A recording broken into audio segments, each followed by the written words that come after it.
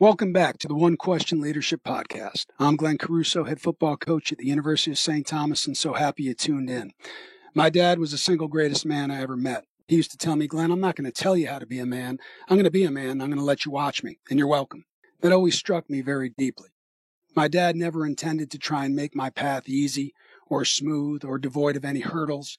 He understood that very strain and struggle was part of the journey that's going to make every one of us into the person that we're intended to be. I would encourage everybody to think when they're leading people that our job is to prepare the child for the path and not the path for the child. And remember, if we're doing it right, we're coaching football for life.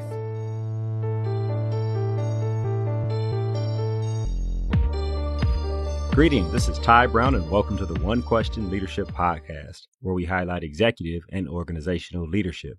Be sure to follow us on Twitter at OneQ Leadership.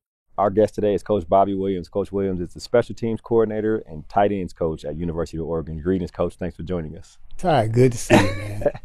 Coach, you know, we go back a long time, back when I was a walk-on football player at Michigan State. And, of course, you were lead running backs associate head coach. Was that what it was? And then got moved up to the head coach when Coach Saban left. Been in the game, coaching for 37 years now. Of course, head coach there at Michigan State, coached at a number of different places, NFL, a couple different conferences. Now you find yourself at Oregon. I'm kind of just real happy to be able to talk to you right now. This has been an exciting time for me because we just come off a championship, a Rose Bowl victory. Right. So, it's not often you can, leave one program and go into another program and really be a part of something special that's going on right now. But right. No, I'm having fun, man. Yeah. Well, I have you on here, Coach. I talked to you a few years ago. You were talking about, Ty, I'm not far from retiring, and, you try to figure out the steps you have to take. We had that conversation. Then a couple years later, I see you get the job at Oregon. I'm like, just like your coach, can't stay away too long now. I wonder about leadership, Coach. Obviously, you were the head coach when I was there at Michigan State. Gave me a scholarship, you and Coach D'Antonio. I was so happy about that. But you've seen a bunch of different leadership styles. I wonder what those styles have taught you from your own leadership when you first started back years ago to where you are now as you develop young men in the game of football. Well, this football has been a big part of my life for so many years and goes all the way back to when I started playing in high school. And my high school coach to this day is still a big part of my life. Right. And, one thing he always taught us is about hard work and sacrifice and really building the character of young men. And that's generally how I coach to this day and try to build up their character and, just try to instill in them what it takes to be successful. And it's very hard. It's very hard. It's very tough because everybody is different. Everybody comes from different backgrounds. But the one thing about this game, it creates a unity of how to work together as a team, and to be able to work with a young man that's from a different part of the country, that's a different race, and to teach him how to do that, man, that goes a long ways. It does.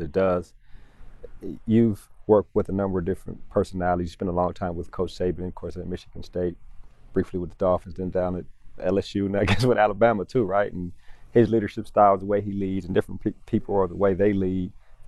You always have your own leadership style, but I guess there's an adjustment to how the person who is the head coach of the program where you are leads at the moment too. Tell me about that aspect when you get into a program, going to work there at Oregon. Well, I've worked for, a number of different guys, and when you start out as a young coach, you're always aspiring to learn as much as you can. And I was very fortunate to be able to work for Coach Saban for 18 years. And so I was able to watch him grow, develop, lead, and build a program. And man, you see how it's done. And, we were part of a lot of success at the University of Alabama. That was a wealth of knowledge that I was able to take from him. And to go to another program and to take some of that knowledge and expertise to help build that program. So, leadership comes in a lot of different ways. the best way I always thought is to lead by example. I think about the ups and downs of coaching, right? You deal with challenges. My personal example, after a big game, we had just beaten Notre Dame, second or third year in a row. Herb Haygood catches a pass, and exciting game at the end. And before the game, some of the assistant coaches came and told us that Notre Dame, the coaches wouldn't shake you guys' hand before the game. And being a young African-American player, we kind of took some offense to that. We were like, this is the first black coach in the Big Ten, first year as a head coach, and they walk away when it's time to shake hands. We took it all the way. Probably wasn't. Notre Dame was just mad because we were beating them a couple years in a row, but we took it a whole different way. And after the game, caught up in my emotions, as I'm walking off the field, I walked past Coach Davey, who was the head coach at the time, put my hands up and say, and they didn't want to shake our hands, but we still won. And it took a picture of that. It was a newspaper. And of course, my father's from Lansing, Michigan, so the Browns are in Lansing and Michigan State's in East Lansing. And I realized at that moment what my mother had always told me, Ty, be careful how you act because a lot of people are watching you and you represent more than yourself. So my philosophy now is, do you wear my jersey? At the moment, when I realized, when I had to come sit down and talk to you about representing Michigan State, and we got to suspend you for a week, no need to come to the practice, you don't even got to show up, but we got to do something.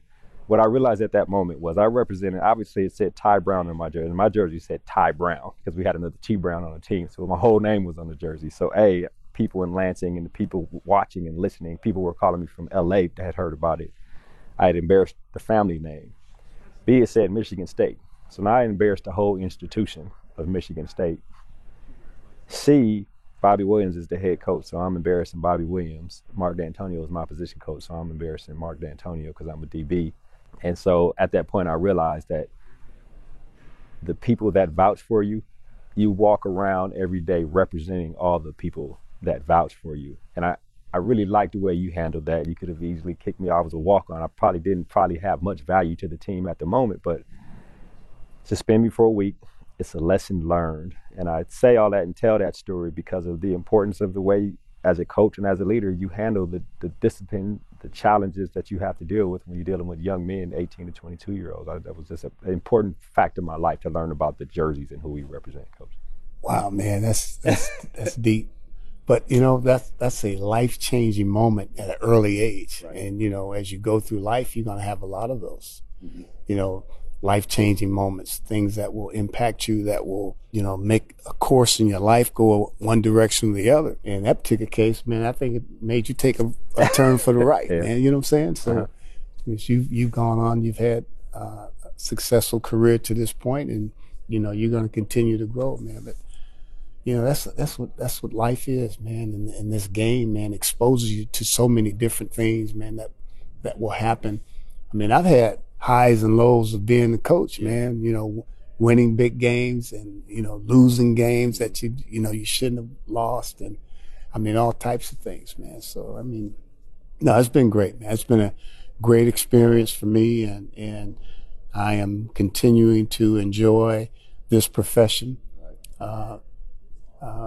You know, being here at the American Football Coaches Associated meeting, I haven't been here in so many years. It's nice to see some old friends and guys, old faces. A lot of them have a lot more gray hair since the last time you saw us, Coach. I have a few of my own. I think last time you were here, after when I was working with the AFCA and had you on talking special teams, I was happy you did that. I do wonder for coaches, somebody like you who's been in for a long time, you know, things kind of level out as you experience and get older. Things kind of level out. The lows aren't so low, the highs aren't so high. But when you got a kid that you probably couldn't get through, you have to kick him off the team or you send him back home or whatever. Tell me about how that affects a coach, right? Do you think about that? I mean, you know, you've given them opportunities, but then you got to move on. How does that affect you as a coach? Well, it has a tremendous effect, especially if it's a young man that you recruited, that you sat in his living room and, you know, you told his mom and dad that, hey, you know, he's going to have every opportunity to be successful, and then you come to your place and it doesn't work out. Those are difficult moments, but I can honestly say that I haven't had very many of those in my career. I've had a few, but I haven't had a lot. And because I try to, you know, especially the guys you recruit, the guys that you coach. And one thing about coaching special teams, you coach the entire team. Yeah, right. So I have a relationship with just about everyone. And, you know, you try to impact as many kids as possible, man. And then when you see them have success, man, I mean, that's my reward, is watching them have success. And when they don't succeed, man, it's difficult, man. It's like your own kid, you know, not having success. And it hurts to see a young man, you know, not achieve a goal that he set out to go after. I'd imagine if a guy comes in and, you know, all of us when young want to play professional or go on to the next level or get a whole bunch of playing time. But if a guy that sticks it out and graduates, right, at the moment you may be happier than they are in terms of that goal of graduation, and they probably feel like they didn't get the time or they didn't get to the NFL. But I guess the return on that is just as great as somebody making it to the pros or achieving whatever goal they tried to make. Well, you know, the thing you have to let them know is that, you know, graduation isn't the end. Right. It's the beginning. It is. It's just like when a young man signs his national letter of intent. You know, it isn't the end. It's the beginning of something big that's about to happen. Well, when you leave college, man, it's the beginning of the start of your career, you know, whatever that may be. And, you know, if you have an opportunity to go play at the next level, I mean, that's bonus, because you're only going to do that, you know, for 5 years at best. But then now what are you going to do? So, you know, and it's so amazing when you see the guys that get that opportunity and then the guys that don't get that opportunity, but then they go on to achieve in another way. And to see how they go develop, and then they become fathers. They raise a family, you know, and then what's really crazy is 10, 15 years, now you're recruiting your son. Yeah, that's the thing, isn't it? I'm serious, man, because Musa Muhammad, man, you know, coaching him, and then, you know, have an opportunity to see his son come Mark up, you know, Ingram, and so many of the Ingram, guys, yeah. you know, Mark Ingram. I mean, it's just so many of them, man. That's interesting. That's awesome, man. It is. It's a good part of the profession. Oh yeah. I'll ask a couple more questions here, and then we'll wrap, Coach. I had the privilege of you guys giving me I'm glad you're on, because I can thank you for all this stuff publicly, right? In the past, I've always asked you this question, but, you know, as a walk-on, a couple scholarships opened up. You gave me a scholarship. I guess Coach D had to vouch for me too, being a position coach, and so I'm always appreciative of that. And I used to always ask you when I ran into you was how long it's going to take me to pay that back, Coach. You always had some quip like, you keep doing what you're doing, you'll be paying it back on your way through life. But I really appreciate that opportunity that you gave me there. And some coaches value walk-ons, some coaches don't. But I guess the addition to a team is special, and especially when you talk about special teams, depending on how it's set up. How important are those guys who aren't the stars, the guys who may not go to the NFL, but they contribute to the team? And obviously, I know how important I was to you guys, but I didn't even touch the field. You guys gave me a scholarship, right? So I feel special about that. So. Well, I'm gonna tell you something. Walk-ons, to me, and I know a lot of coaches, but to me, are the most important guys on your team, because those guys, they allow you to practice and they get your team ready to play. And in the process, throughout the course of the season, you start to find out, hey, some of these guys can play. And I've seen there are guys playing on Sunday. There are guys that are playing in the playoffs this year who walked on at some institution. And I had one just recently walked on and was playing in the playoffs. And man, that made me so proud, because I watched that guy, all right, on scout team for, 2 years. And then he eventually became a player on special teams, that eventually became a starter on defense, that eventually got an opportunity with the Buffalo Bills, and now he's starting the corner, all right, for a playoff team. Yeah, it's interesting. You know what I'm saying? Mm-hmm. So, those are, man, I mean, I know his, his road to his success. You know what I'm saying? I was a part of that and watched him grow. And there's so many guys, but guys, man, they got a big part of our program at University of Oregon right now.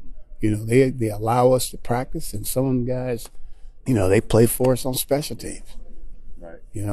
And I'll be telling the story about some of them guys one day. Yeah, right, exactly.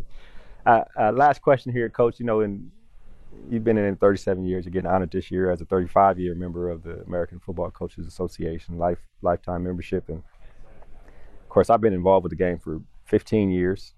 I graduated in 2001, and maybe a little longer than that then, I guess, involved with football and college football and basically the profession and athletics in general. You see guys come and go, and we lose guys over time. We talked about this before we were online. I talked about some of the guys from Michigan State. Of course, we just talked about Chuck Rogers, Ray Hill, a lot of the guys. And I guess one of your mentors was probably George Perlis, who recently just passed away. As you get older, I guess it doesn't get any easier, especially when you lose a former player or something like that. Talk to me about your thoughts on that as you continue to move on through the profession and your career of just players and friends and coaches. I know when you lose any family member, teammate, it's very difficult because, no one knows, reasons why these things happen, man. But they're tough. It's a part of life, and I know, we're all going to be subject to death at some point in time.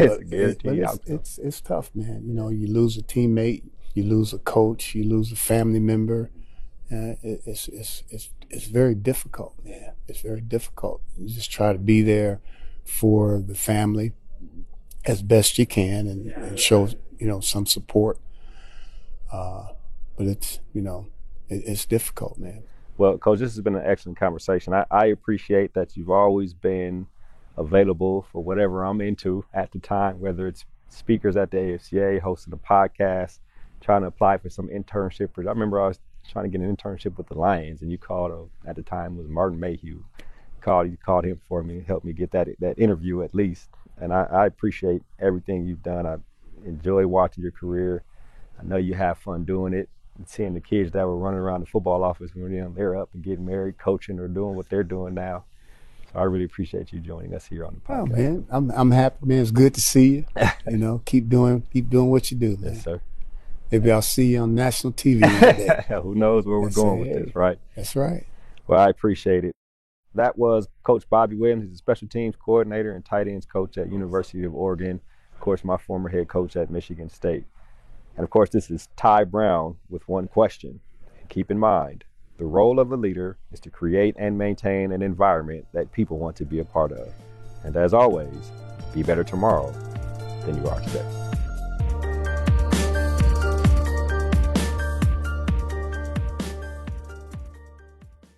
This episode of the One Question Leadership Podcast is produced by Spades Media Group, solving problems using creative leadership.